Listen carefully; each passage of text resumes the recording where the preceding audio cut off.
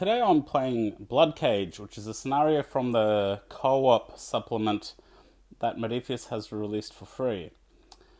The sole survivor and a settler have been captured by some raiders and are being forced to fight some supermutants in a gladiator arena style battle. In this scenario, the survivors start off with no weapons. They actually have to pick some up off the ground, and each weapon can only be used 3 times before it breaks. The survivors will have a turn to get ready, and then the first wave of super mutants will come out, and a second wave will follow shortly after. We have the Sole Survivor Day 1 card with Heroic, no other weapons or armor. We have a Settler with the Heroic card. They start off with some sturdy leather armor, and the Mysterious Stranger, which will hopefully come up during the game. Survivor's goal is to defeat all the super mutants that come out. The super mutants' goal is to defeat the survivors. Normally this is a co-op scenario with one player playing the Day 1 survivor and another player playing the settler. There is an underground chain that connects these two minis through holes represented by the blank investigation markers with a slack of a black ruler. What this means is between the two figures, they basically have black range to move around and explore if combined. So if one figure goes the full black distance, the other figure will get pulled right up to the hole. Round 1, I'm going to activate Nora first. She's going to move up and grab an item. All the item tokens are considered just regular items for this scenario. Let's see what she gets. Assault rifle, that's a great start. And I think she'll move up here and grab the second item, which is a stuffed monkey. Place on battlefield, use counter token to represent it. All friendly models detect triggers that are in yellow in line of sight from stuffed monkey, no matter where the models are on the battlefield. Once placed, stuffed monkey cannot be moved, can be destroyed. It has 2 health. Okay, guess we'll give that a go and see what it does. I forgot to roll VATS for Nora, so let's just see if she gains a quick action, and she does. Because she's heroic, we roll a blue dice at the start. A bottle is a quick action, as shown by the cog. Heroic characters also have an extra health, gain critical points, and can use luck. For her quick action, Nora will prepare. The settler will activate next. I'll roll VATS to see if he gains any quick actions. He gains 2 quick actions. So he will move up and grab an item,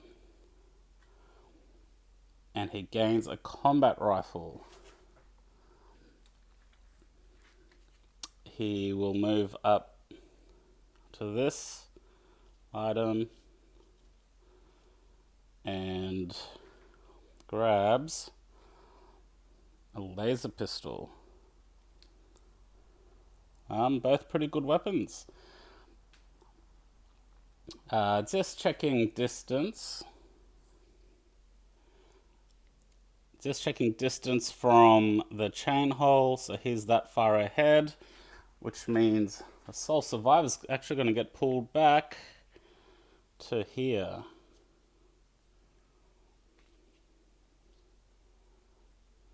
I'm going to use one of the quick actions to move. When you're doing a quick action, you move 1 color less. That's his first action, quick action, and the second quick action I'm going to prepare. Start of round 2, and the survivors are in a pretty good position. So the sole survivor picked up an assault rifle, and our settler over here picked up a combat rifle and a laser pistol. Start of round 2, the super mutants have arrived, and seeing as both sides have an equal number of units, I believe advantage goes to the super mutants, and the super mutants actually go first. The mutant hound activates first. It moves through an action, charges as an action into the settler, and gains a black charge dice for its next attack. That charge is going to trigger the settler's prepared action, and he's going to attack with a combat rifle, hitting on 4s because it's a quick action. So normally you get another quick action, but you can't get a quick action from a quick action. So hit with an armor break. The mutant hound only has 1 armor, so with an armor break, that super mutant hound takes 2 damage. I'm going to activate the heroic settler next. Let's see if he gets any quick actions. Oh, he rolled the nuclear symbol. So, Mysterious Stranger.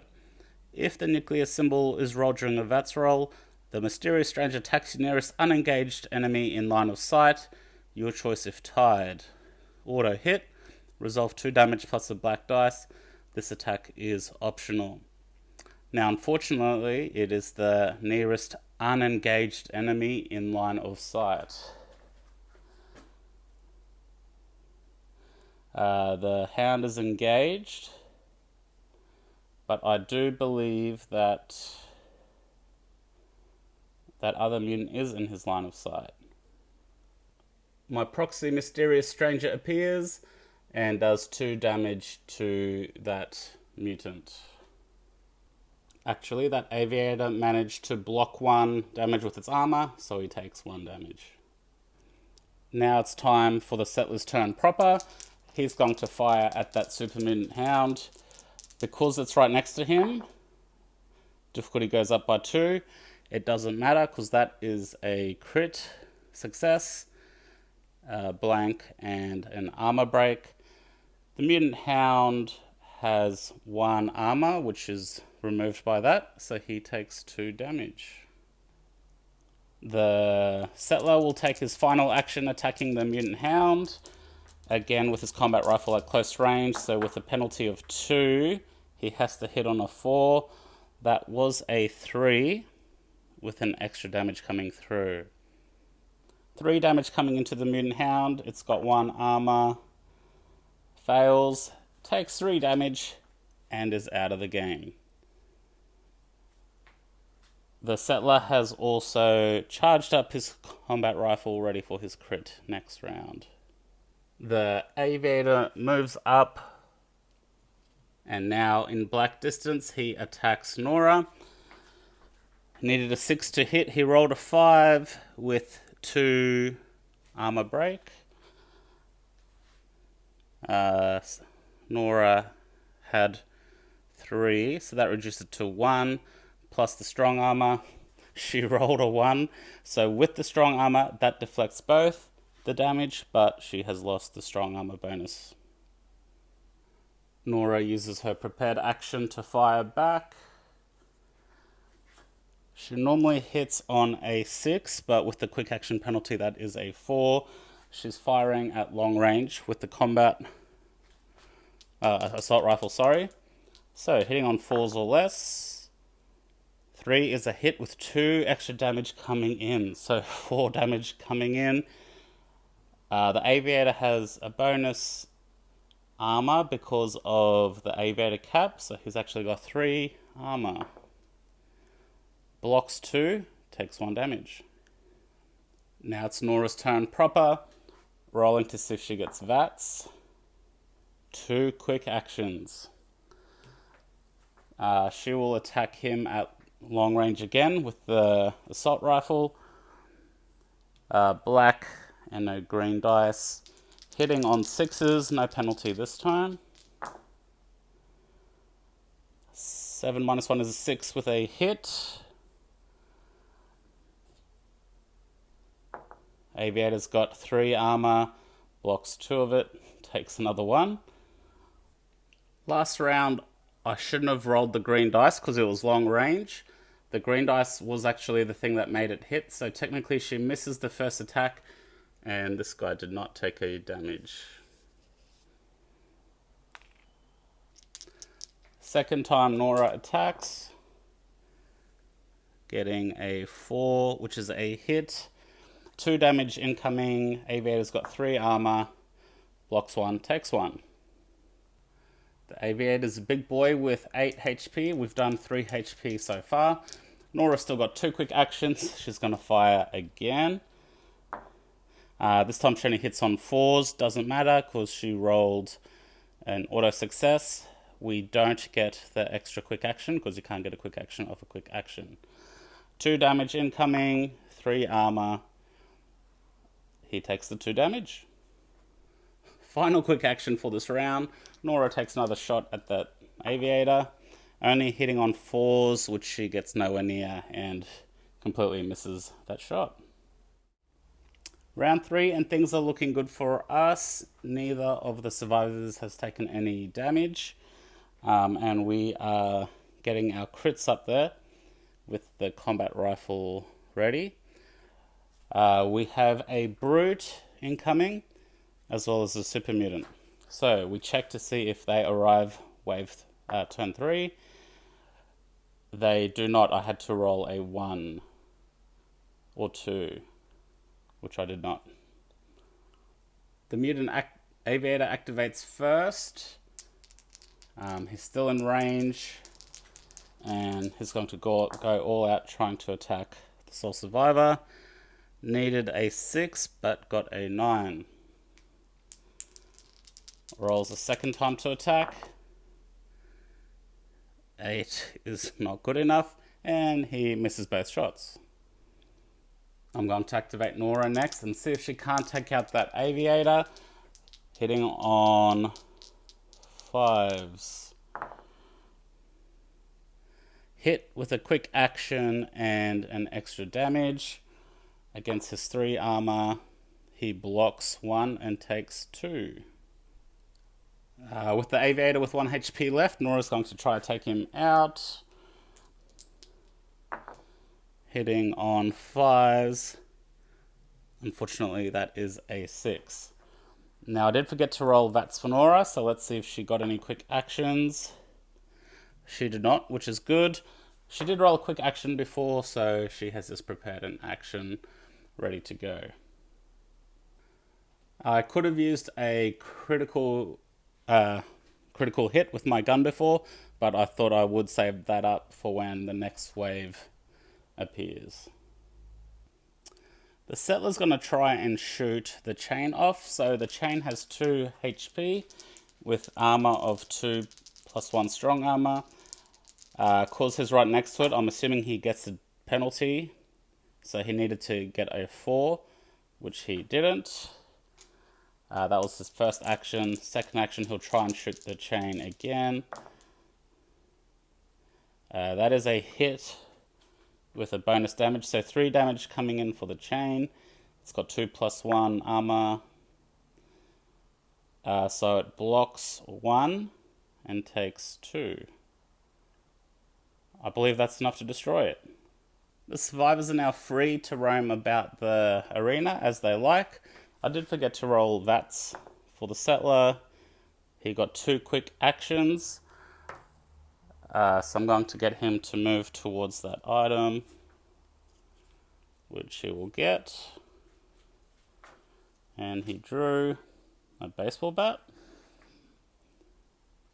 And he will prepare using his second quick action. Round 4. There's still an Aviator on the table, and we're about to find out if these 2 other mutants come onto the arena.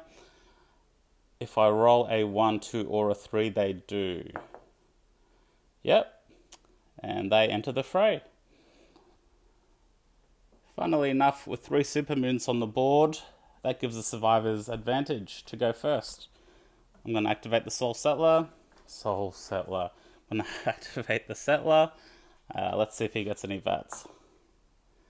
He does not, but that triggers the Mysterious Stranger. There were two mutants that were in fairly similar distance away, but the mutant down here was just a bit closer. So the Mysterious Stranger will target him, doing 2 plus a black dice. So 3 damage incoming. Super mutant has 1 armor. Fails to block any, takes 3 damage. The Settler loses the prepared action as he didn't use it at the start of his turn. He's gonna use his critical with the combat rifle at long range to hit this mutant, of which he does have line of sight.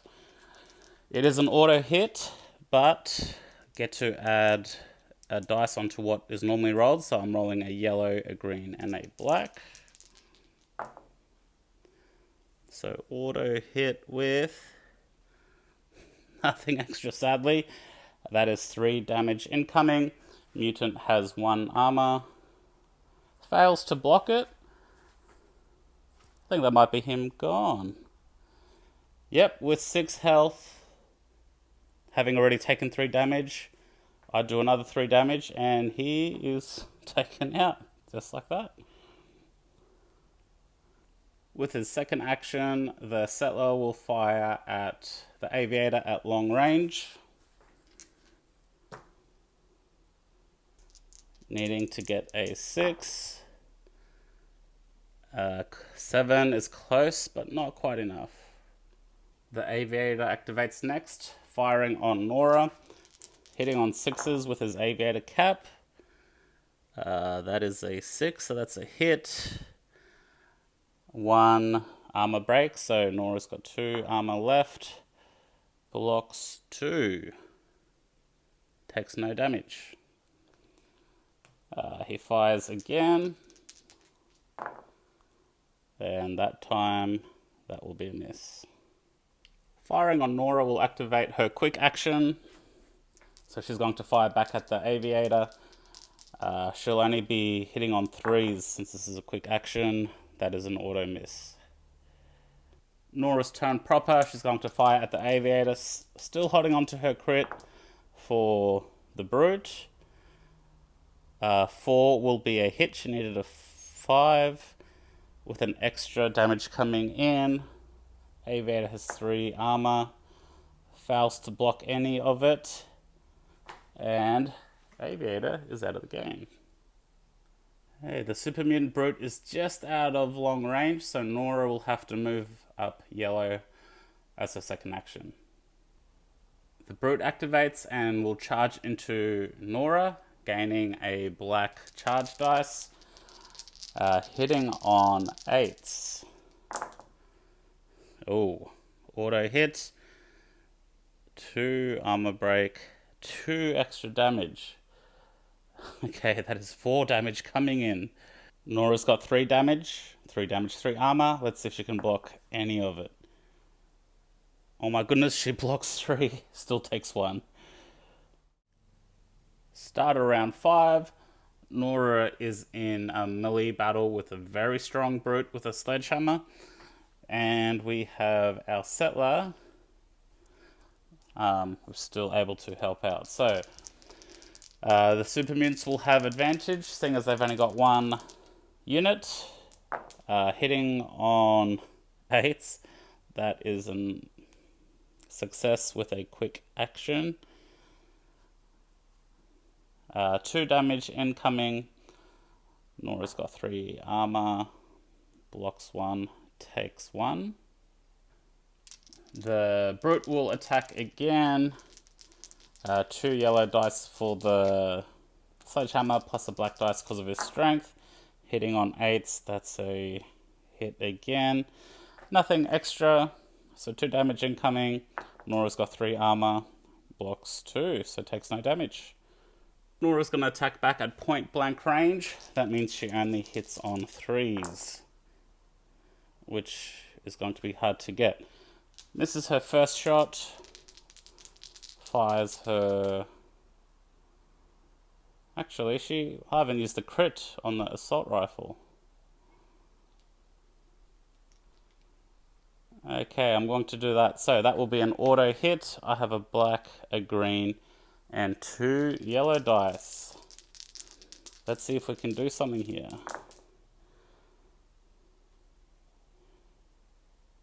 1, 2, 3, 4 armor break. 4 damage incoming. So I believe the Brute takes all 4 damage. Brute has 4 health out of 8 health left. He had a prepared action, so he's going to attack back, triggered by Nora's attack.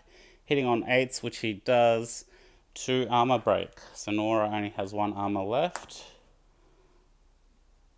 She blocks 1 and she takes 1. So Nora's down 3 health, so she's got 4 left. Something I keep forgetting to do is rolling that. So just backtracking for Nora, I did roll a quick action. So I'll just take that as a prepared action. Rolling VATs for the settler over here. Let's see if he picks up any quick actions. He picks up 1. I'm trying to decide what to do here. If he fires into that melee, there is a chance that he could hit Nora. Or he can spend a turn running up. And I think it'll take his whole turn, possibly an action next round to get there as well. He does have a baseball bat, so I think he will run up. The settler will spend his 2 actions plus his quick action to run.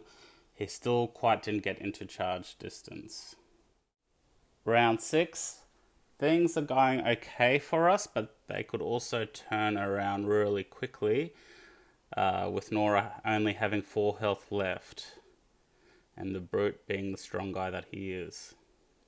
Brute gets to go first, swings his sledgehammer, hitting on 8s. That is a hit with 2 ammo break and 1 extra damage. So Nora's armor is reduced to 2. So she blocks 1 and still takes another 2, leaving her with 2 HP. I'm actually going to see if I can use Nora's luck to make the Brute miss. So I flip a luck token. If I'm successful, I can change his roll to a 9, which would be a miss. Let's give it a whirl. That is a fail, so she does take the damage. That attack will trigger her readied action, but she's only hitting on 3s.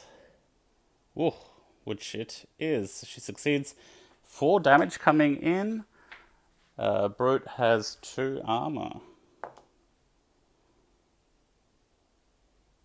He just took 4 damage and is taken out of the game, making this a survivor victory. Nora and the settler stand victorious. Who will the raiders send at them next? I thought that was a very cool scenario with the chain rules, with the characters having to work together. I think Mysterious Stranger is a very cool perk.